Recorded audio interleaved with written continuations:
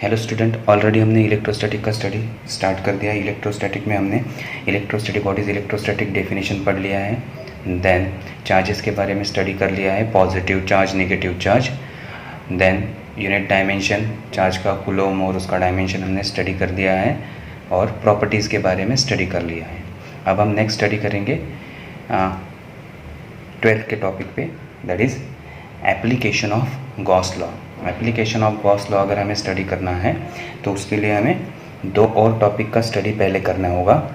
So application of Gauss law को study करने के लिए हमें इलेक्ट्रिक फ्लक्स और गॉस लॉ ये क्या है ये दोनों पता होने चाहिए, उसके बाद ही हम एप्लीकेशन को स्टार्ट करेंगे। तो पहले हम इलेक्ट्रिक फ्लक्स और गॉस लॉ जो 11th में हमारा हुआ है उसको हम रिवाइज कर लेते हैं कि ये दोनों क्या है। Now first topic electric flux. What is electric flux?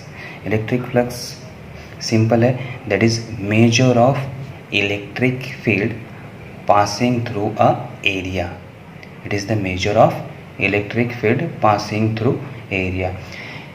एक एरिया में से कितनी इलेक्ट्रिक फील्ड पास हो रही है उसको जज करना मीन्स क्या होता है, इलेक्ट्रिक फ्लक्स। इलेक्ट्रिक फ्लक्स को समझने के लिए पहले हम इलेक्ट्रिक फील्ड के बारे में देखते हैं। क्या होता है electric field? The total number of lines of force per unit area is the intensity of electric field. Intensity of electric field क्या होता है? The number of lines of force per unit area. Now what is number of और what is line of force? Line of force, line of force क्या होता है? An imaginary curve drawn in a such a way that tangent at any given point on the curve gives the direction of electric field. ये ऐसा curve होता है, suppose ये start हो रहा है पॉइंट ए से और पॉइंट बी, बीच में हम दो पॉइंट ले रहे थे सी और डी, पॉइंट सी और डी। अगर इस दो पॉइंट को सी और डी पॉइंट को अगर मैं टेंजेंट ड्रॉ करता हूँ, ओके, टेंजेंट ड्रॉ करता हूँ, तो ये टेंजेंट मुझे क्या बताते हैं? Electric field at point C and electric field at point D. ऐसे कर्व को हम क्या कहते हैं? Lines of force. और लाइन्स ऑफ फोर्स ये किसने जनरेट की है या किसने बनाई है? माइकल फैराडे ने। ये इमेजिनरी कंसेप्ट है। इलेक्ट्रिक फील्ड और मैग्नेटिक फील्ड को हम जनरली विजुअलाइज नहीं कर सकते या देख नहीं सकते, तो उसका स्टडी करने के लिए माइकल फैराडे ने ऐसी इमेजिनरी लाइन बनाई है, उसको हम क्या कहते हैं? Lines of forces. इसकी प्रॉपर्टीज़ भी हमने स्टडी किया है। अगर हम पॉजिटिव चार्ज के लिए ये ड्रॉ करते हैं, अगर हम ये पॉजिटिव चार्ज के लिए ड्रॉ करते हैं तो पॉजिटिव चार्ज के लिए कैसे होती है लाइंस? This way, outward.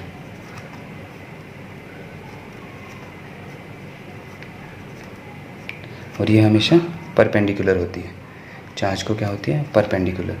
कहाँ से स्टार्ट होती है? पॉजिटिव चार्ज से। अगर नेगेटिव चार्ज का स्टडी करिए तो ये एंड कहाँ होती है? नेगेटिव चार्ज पे।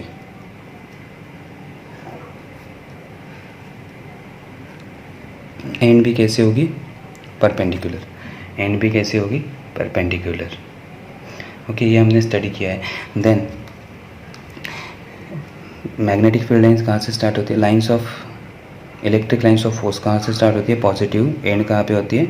नेगेटिव पे एंड होती है। ओके, पॉजिटिव से स्टार्ट होती है, नेगेटिव पे एंड होती है। देन और एक कंसेप्ट हमने स्टडी किया था, अगर एक पॉइंट से इलेक्ट्रिक लाइंस ऑफ फोर्स निकल रही है, ओके, सपोज हम ये एरिया कंसिडर करते हैं, यहाँ सरफेस, ये सरफेस, तो यहाँ इलेक्ट्रिक लाइंस ऑफ फोर्स कितने हैं? 1 2 3 4 5 6 7, ओके। तो और एक यहाँ एरिया कंसिडर करते हैं, यहाँ नंबर ऑफ लाइंस कितनी है? 1 2। तो जहाँ नंबर ऑफ लाइन ज़्यादा वहाँ इलेक्ट्रिक फील्ड स्ट्रॉन्ग, और जहाँ लाइन कम वहाँ इलेक्ट्रिक फील्ड लेस। तो जहाँ नंबर ऑफ लाइन ज़्यादा होती है वहाँ इलेक्ट्रिक फील्ड क्या होती है? स्ट्रॉन्ग होती है। और जहाँ नंबर ऑफ लाइन्स कम होती है वहाँ इलेक्ट्रिक फील्ड क्या होती है? कम होती है। ये ऑलरेडी हमने 11th में स्टडी किया है। इसी कंसेप्ट को लेके अब हम फ्लक्स के बारे में स्टडी करने वाली है। तो जितना लाइन्स ऑफ लाइन्स ज़्यादा उतना फ्लक्स भी क्या होगा? स्ट्रॉन्ग होगा। और जितना लाइन कम होगा उतना फ्लक्स वीक होगा, क्योंकि ये फ्लक्स क्या मेजर करता है? इलेक्ट्रिक फील्ड को मेजर करता है।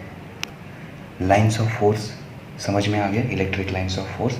वापस हम इलेक्ट्रिक फ्लक्स को देखते हैं।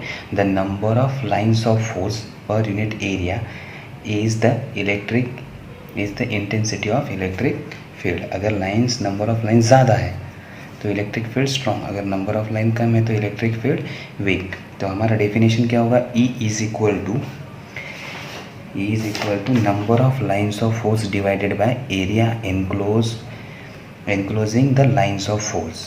Okay, so E is equal to क्या होगा, number of lines of force divided by area, कि उस एरिया में कितने लाइन्स हैं, वो जो डिनोट करते हैं उसे हम क्या कहते हैं, electric field intensity.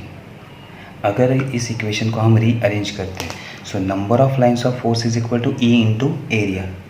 So number of lines of force क्या होगा, E इंटू एरिया। फ्लक्स का और एक डेफिनेशन है, that is number of lines of force passing perpendicular to given area. इसी को हम क्या कहते हैं, इलेक्ट्रिक फ्लक्स। इलेक्ट्रिक फ्लक्स क्या होता है, number of lines of force passing perpendicular to area.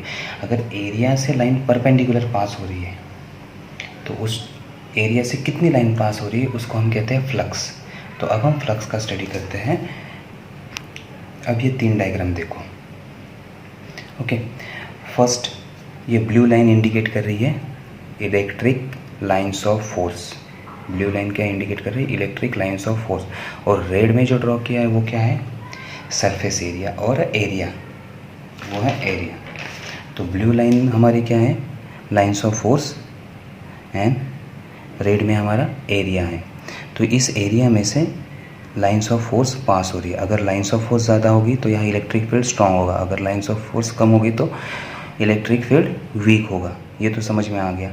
अब हमें कैलकुलेट करना है, number of lines of force is equal to E into area. क्या होता है, E इंटू एरिया। अब हम फाइंड आउट करेंगे number of lines of force इस इक्वेशन से। अब हम फाइंड कर रहे हैं number of lines of force. So electric flux क्या होता है, number of lines of force passing perpendicular through the area.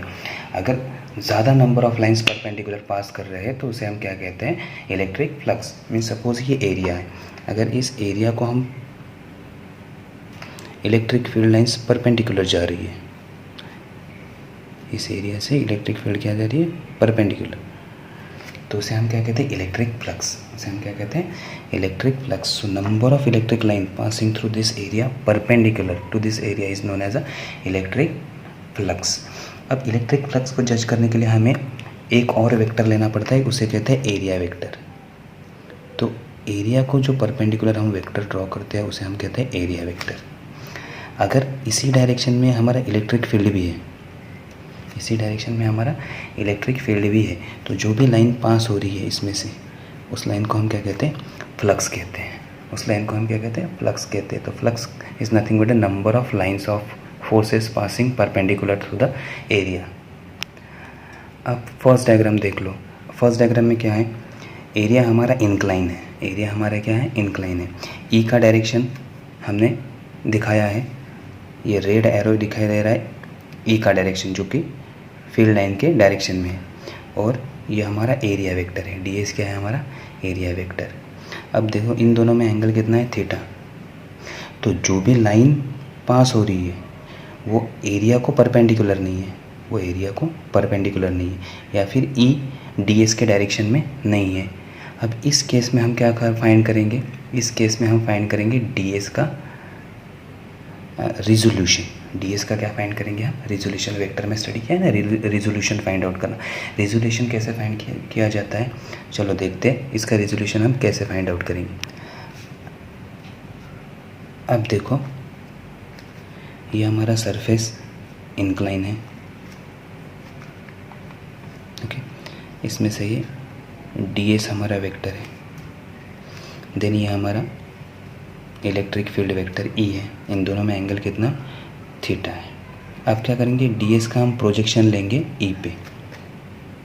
तो जो थीटा की एंगल वाली साइड होती है वो क्या है, ds cos थीटा। तो इस साइड का वैल्यू क्या हो जाएगा, ds cos थीटा।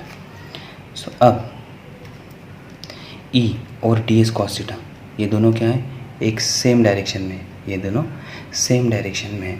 तो अब हम फ्लक्स को फाइंड आउट कर सकते हैं। अब हम फ्लक्स को फाइंड आउट कर सकते। तो फ्लक्स के लिए फॉर्मूला क्या होगा?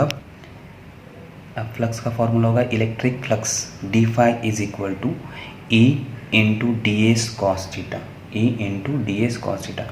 ई और डी एस कॉस थीटा ये दोनों क्या है? एक ही डायरेक्शन में है, इसलिए हम इसको क्या कहेंगे? फ्लक्स कहेंगे। So electric flux is equal to E into d S cos theta. अगर हम इसको वेक्टर फॉर्म में लिखते हैं तो हमें क्या मिलेगा? Flux is equal to E dot d S dot product का डेफिनेशन याद है ना? Magnitude of two vector into cosine angle between them. तो E d S cos theta is nothing but a vector E dot vector d S. So flux is a scalar quantity is equal to E dot ds vector E dot vector ds। तो ये क्या है? Dot product है। तो इससे हमें electric flux का value पता चलता है। अब सेकंड डायग्राम देख लो। सेकंड डायग्राम में क्या है? E और ds एक ही डायरेक्शन में है, E और ds एक ही डायरेक्शन में है। तो थीटा का वैल्यू क्या हो जाएगा? In this case theta is equal to 0, अब सेकेंड डायग्राम में ई और डी एस दोनों का डायरेक्शन सेम है। So theta is equal to क्या हो गया? 0 cos theta is equal to cos 0 is equal to 1। तो डी फाई का वैल्यू क्या होगा? D phi is equal to E d s. Okay, अब नेक्स्ट थर्ड डायग्राम देख लो। थर्ड डायग्राम में क्या है? थीटा इज इक्वल टू कितना है? दोनों में एंगल ई और डी एस, इन दोनों में एंगल कितना है? 90 degree. Theta is equal to 90 degree. So cos theta is equal to cos 90 is equal to cos 90 क्या होता है? 0। देयरफॉर डी फाई का वैल्यू क्या हो जाएगा? 0। डी फाई का वैल्यू क्या हो जाएगा? 0। तो जब surface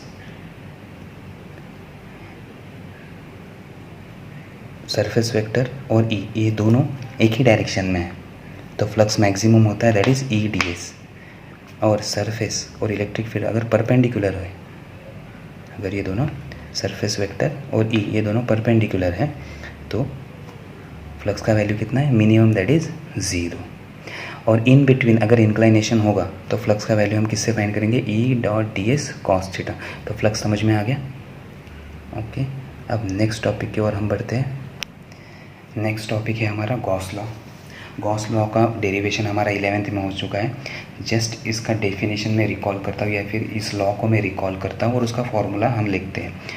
so what is Gauss law? The flux of net electric field through a close surface is equal to the net charge enclosed by the surface divided by epsilon 0। So formula लिखा है phi is equal to close integration vector E dot d s is equal to Q by epsilon 0।